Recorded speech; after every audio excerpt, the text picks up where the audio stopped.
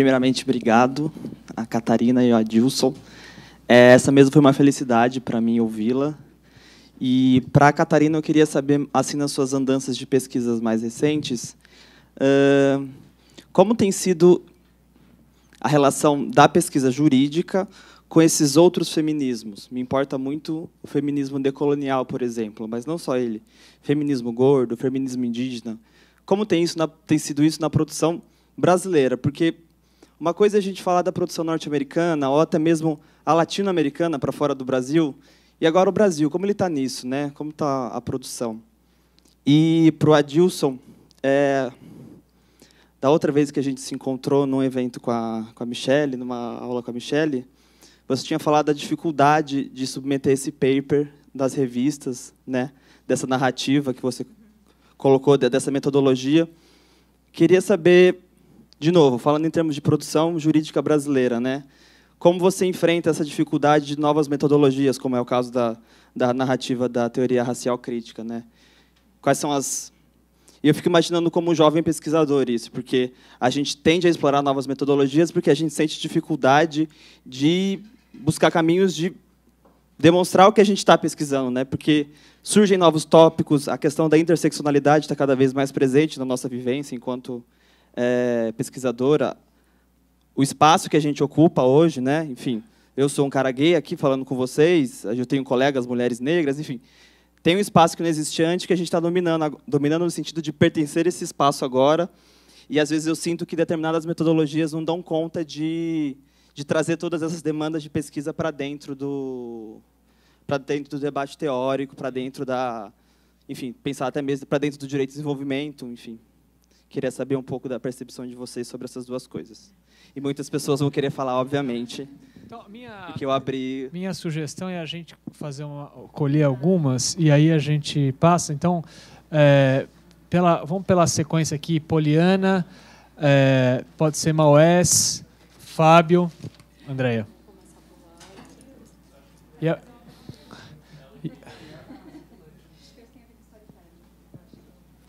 Boa noite a todas e todos. Sou Poliana Ferreira, mestranda daqui do programa. Para mim também essa mesa foi muito bacana, foi um presente. E eu queria que os professores comentassem um pouco a importância da pesquisa empírica no direito para virar o jogo do que tem sido pesquisa até hoje no campo do direito, né? Vocês trouxeram pontos fundamentais sobre...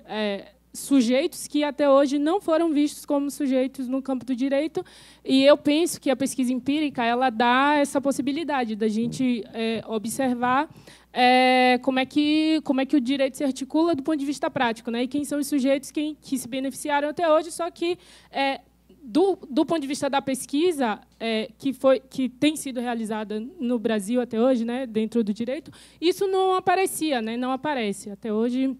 A gente ainda tem pesquisas muito incipientes sobre isso. Então, eu queria que vocês destacassem um pouco esse ponto. Obrigada. Passa Maués e a gente volta para o Fábio. Boa noite. Queria fazer uma pergunta comum aos dois. Acho que o tema da mesa conduziu a isso, mas, independente do título, as duas exposições se desenvolveram mais numa perspectiva hermenêutica. Quando a Catarina discute a partir do realismo jurídico como teoria e que contribuição o feminismo pode trazer como uma teoria do direito. E a perspectiva do Adilson ainda mais claramente, até pelo trabalho que ele disponibilizou para nós. E a questão que eu formulo é porque essa perspectiva hermenêutica, a perspectiva de, a partir dos estudos de gênero, dos estudos de raça, interpretar o direito de uma determinada maneira, acaba tendo um foco, um direcionamento, sobretudo para o Poder Judiciário. Claro que ela não exclui que o legislador também possa fazer leis a partir dessas teorias, mas é um discurso que, me parece, tem uma primeira preocupação, enquanto não há uma reforma legal, a mudar a aplicação e a interpretação de dispositivos já existentes. E o questionamento é se não há alguns sérios limites nessa perspectiva, né? E aproveitando o que ambos também falaram, né? Catarina falou sobre experiência, vivência, mais uma vez o exemplo do Adilson, né, do storytelling, está relacionado a isso, como é possível avançar nessa perspectiva, né, se no judiciário nós não temos, né, uma presença forte de mulheres e muito menos uma presença forte de negros, como também não temos de homossexuais, da comunidade LGBT. Né? E se esse questionamento faz sentido, ou seja, se é algo que nós devemos nos preocupar, será que não é tão importante quanto essa estratégia hermenêutica, essa perspectiva hermenêutica, desenvolver outras estratégias? Né? O que vocês achariam, por exemplo, de discutir cotas no Poder Judiciário, discutir cotas no Poder Legislativo? De que maneira isso pode se articular com a preocupação que vocês apresentaram sobre teoria do direito? Fábio e André e Catarina. Queria parabenizar por esse painel, achei excelente. E eu, na verdade, já tenho um comentário para a Catarina e uma pergunta para o Adilson. Enfim, essa mesa é muito relevante para mim, para a Michelle e para o Arthur. A gente está com uma chamada sobre teorias críticas no direito internacional, né? E essas abordagens elas aparecem. E a gente, mas eu estou pensando um pouco na fala da Catarina quando eu acho que quando eu falo em feminismo, eu acho que você pontuou em determinado momento que, enfim, existem múltiplos feminismos e feminismo negro, latino-americano, né? Que, assim, por vezes no discurso eu acho que às vezes essa agenda que é uma agenda de, digamos, de emancipação, ela também pode talvez oprimir algumas outras, digamos, minorias assim nesse trajeto, né? E então eu não sei aí até que ponto uma teoria de que teoria feminista efetivamente se está falando aqui, né, nessa, digamos, mudança e virada na teoria do direito. E aí uma segunda possibilidade, eu acho que de exclusão, que eu vejo, eu entendo a agenda feminista como, obviamente, uma agenda política, mas eu gostaria de te ouvir porque me parece que hoje existem outros movimentos que talvez deem conta de explicar melhor a questão da sexualidade do que o próprio feminismo. Daí eu estou falando especificamente da questão da teoria queer, né? Enfim, pautada em Butler, essa questão de gênero como performático. E eu, assim, e é uma percepção de alguém que não trabalha nesse campo. Mas se não faria mais sentido se falar então de uma teoria do direito queer que incorporaria esses outros corpos que não estão dentro do padrão da normalidade heterossexual, né? Então, será que a gente não... Porque, de uma certa forma, escutando falar sobre feminismo, eu sempre me considerei feminista, deixa eu deixar claro, mas eu não sei se essa agenda ela não é datada, ou será que a gente não pode dar um passo além, né? E para o Adilson, eu queria, enfim, perguntar, porque eu vejo que você trabalha com a ideia de Critical Race Theory, né, que é super desenvolvida nos Estados Unidos, e quais são os desafios de transpor esse tipo de debate para o cenário brasileiro, né, e quem é, na verdade, no Brasil, e se existe, com quem você dialoga, existe uma comunidade epistêmica ou você é, enfim, um pesquisador, enfim, tentando explorar esse campo aqui no Brasil? Andréia e Catarina.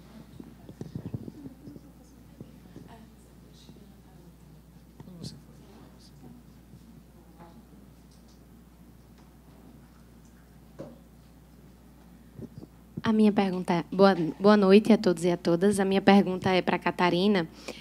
Recentemente, o Juizado Especial de Brasília emitiu uma decisão considerando a ilegalidade e diferenciação de preços na entrada de bares e festas para homens e mulheres. E, posteriormente, o Senacom determinou que a prática era ilegal e determinou que esse tipo de estabelecimento adequasse a prática à legalidade, estabelecendo o mesmo preço para homens e mulheres.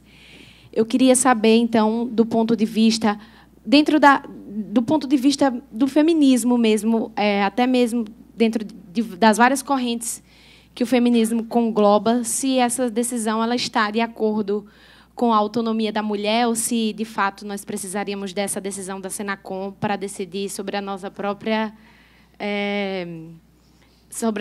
dignidade. Seria uma situação disponível ou indisponível. Vamos passar aqui para o Adilson e para a Catarina, senão ficar muita coisa. Não, mas vai ter uma segunda rodada. Tá, eu quero pedir desculpa mais uma vez. Eu deveria estar no Mackenzie às 6h30 para lecionar, então eu teria que sair daqui correndo, tá ok? Ok. Oi, boa noite a todas e a todos. Meu nome é Andréia, também sou mestranda aqui da GV. E minha dúvida, na verdade, vem de um debate que a gente teve na Bahia durante o encontro de pesquisa empírica, que é basicamente a relação da militância, do ativismo político com a pesquisa. Então, como a Catarina tinha falado, as teorias feministas têm um viés bastante ativista, e isso acaba se traduzindo nos pesquisadores que estudam gênero, estudam o feminismo, e nas próprias pesquisas. E eu queria saber como vocês enxergam essa fronteira, se vocês acham que existe algum limite entre ativismo e pesquisa, etc.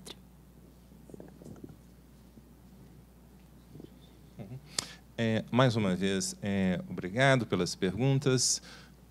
Vou começar com o Fábio.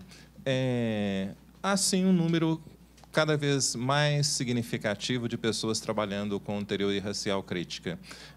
No último ano, foram 2 teses de doutoramento defendidas na Faculdade de Direito da USP, que falavam sobre a teoria racial crítica. Tive o prazer de participar na banca de uma delas. Um trabalho bem interessante de Tiago Vinícius Pereira da Silva, alguma coisa assim, Tiago Vinícius. Um trabalho bem legal, e ele procura fazer exatamente isso. 2 perguntas. Primeiro, da aplicação da teoria racial crítica ao Brasil e a aplicação isso sobre a responsabilidade, representatividade, objeto de um artigo que eu acabo de escrever chamado Eu Quero Ser um Super-Herói. Aguardem. O outro ponto posto, salvo engano, não sei se por você ou pelo colega lá de trás, é o seguinte: nesse livro que eu lancei agora, eu procuro, no último capítulo, eu falo sobre cidadania sexual e cidadania racial.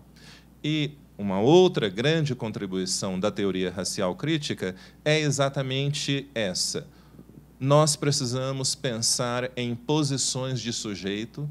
Os indivíduos têm inúmeras identidades que estão interligadas, interseccionadas. A Maíra ficava brincando comigo por causa da questão da interseccionalidade aqui, enfim. Então, foi por isso que eu me preocupei em falar. Não há possibilidade de efetivação de uma cidadania racial sem também uma cidadania sexual, tanto para o caso da população LGBT, como também para o caso das mulheres. A cidadania sexual interessa a todo mundo, mas principalmente esses grupos que estão interseccionais. As formas de militância não se resumem, principalmente nós que estamos trabalhando para a modificação social, certamente não se resume à luta, não é, à escolha do judiciário como principal meio de batalha. Eu estava no lançamento desse livro sobre cidadania sexual em um dos maiores escritórios do Brasil, o Trench Watanabe, e lá tem o Fórum Legal LGBT, várias empresas, vários outros escritórios, e uma questão que eu fiz, né, que eu deixei claro lá, é assim: olha, se vocês realmente estão comprometidos com essa ideia de diversidade, vocês precisam se tornar ativistas. Vocês precisam ir para a rua. Não é? É preciso modificar a identidade do escritório, dessa empresa, da bolsa para crianças negras, homossexuais e mulheres no 2º grau. E nós acabamos até firmando lá um acordo de que isso vai acontecer, né? De que essas empresas se comprometeram a fazer isso, em vez de ficar preocupados só, não, quando o pessoal chegar aqui, nós vamos colocar pessoas negras. Não. esse papo de diversidade não se resume a isso, não, meu querido. Tá? O negócio é mais embaixo, então precisa ter... Michele, eu vou me comportar da próxima vez. Né, o negócio realmente precisa de uma posição proativa e as empresas privadas também podem ser um mecanismo de atuação quando esse comprometimento e as políticas de diversidade realmente são feitas a partir de perspectivas específicas. É a minha contribuição por hoje. Não pude responder a todas as perguntas, mas eu tenho que sair correndo, porque senão eu perco o ponto.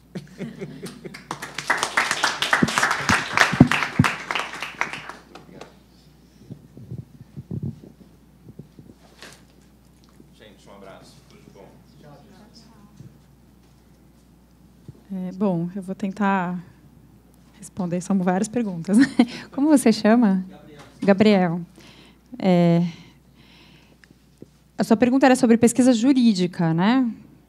E outros feminismos. Bom, acho que tem gente nessa sala tem gente que sabe mais disso do que eu. Por exemplo, a Lívia, que está lá no fundo, bem quietinha, que estuda esses temas há mais tempo. Mas, pelo que eu tenho mapeado, e Lívia, me socorra, pelo que eu tenho mapeado, existem incursões, né, bastante importantes e, sobretudo, em algumas áreas, até onde eu consigo ver, né?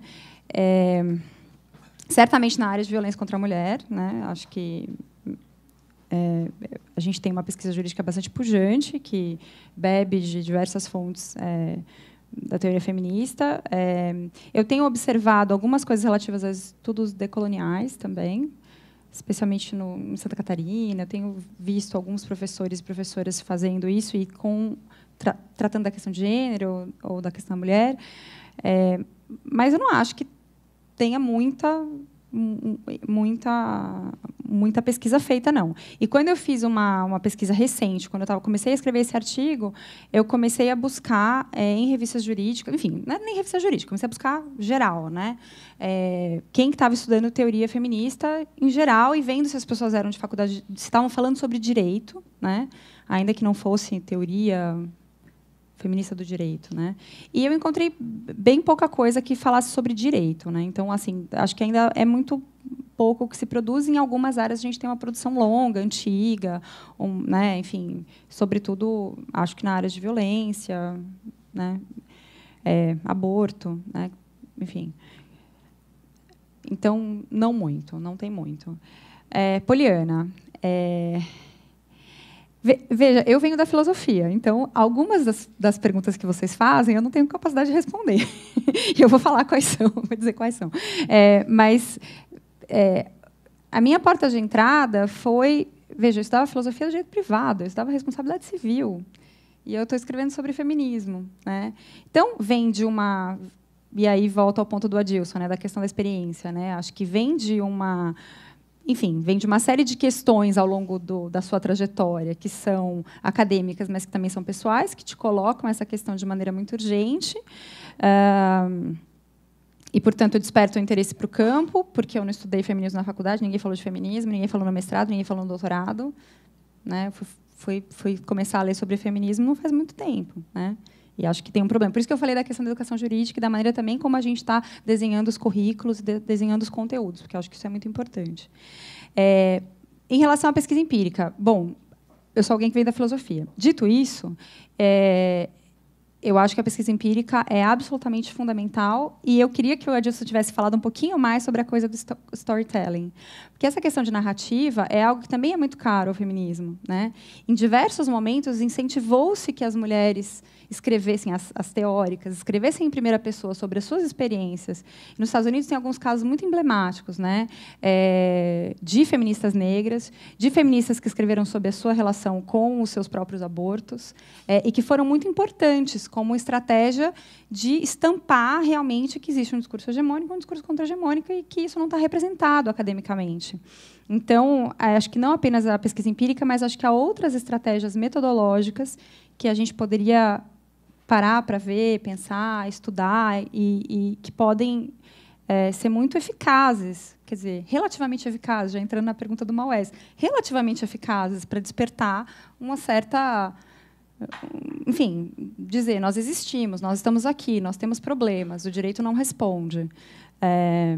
E aí, enfim, claro, hoje no Brasil a gente tem um problema em relação ao judiciário ser o locus único de, talvez, tentativas, né, de reversão de alguns tipos de expectativas políticas aí, e fiquei pensando, né, essa semana, bom, há 3 meses atrás a gente estava discutindo a nova ação de aborto que chegou ao STF, 3 meses, 4 meses, e a gente estava meio otimista, né, assim, a gente tinha feito um mapeamento, né, a gente tem conversado, várias pessoas, várias mulheres, várias estudiosas têm conversado, trocado informações e tal, pensando, bom, o judiciário é isso aí. Bom, depois da discussão sobre ensino laico, enfim, ensino religioso, confessional, eu fiquei meio preocupada. Falei, bom, sei lá, melhor, não sei se é melhor que esqueçam na gaveta ou se é melhor que ponham para julgamento, entendeu?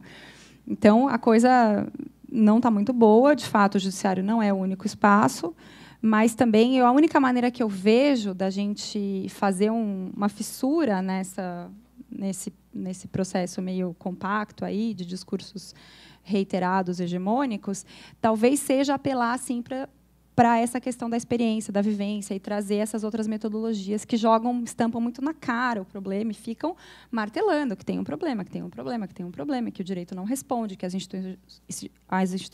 instituições jurídicas não respondem. Eu não vejo outra alternativa. Sobre a questão de cotas, eu queria que o Adilson tivesse respondido, porque ele tem muito mais experiência na questão de cotas do que eu. Bom, mas posso falar sobre cotas no legislativo, né? Acho que tem aí outro caso de pesquisa jurídica e pesquisa em ciência política que ocorre, porque, enfim, tem bastante gente escrevendo sobre participação de mulheres na política, né? E nós temos uma pesquisadora aqui, que é a Luciana Ramos, que fez o doutorado dela sobre isso. E que é totalmente a favor de um certo tipo de